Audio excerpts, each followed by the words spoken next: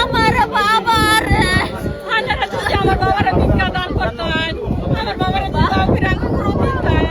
আল্লাহর কাছে আমরা দোয়া করি আমার বাবার বাবা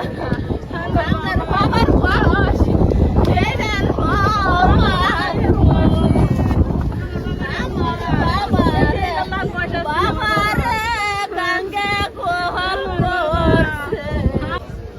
এই যে বর্ষাবরী সর নদীর কানি আমরা নেতা হয়েছে মানুষের জনগণ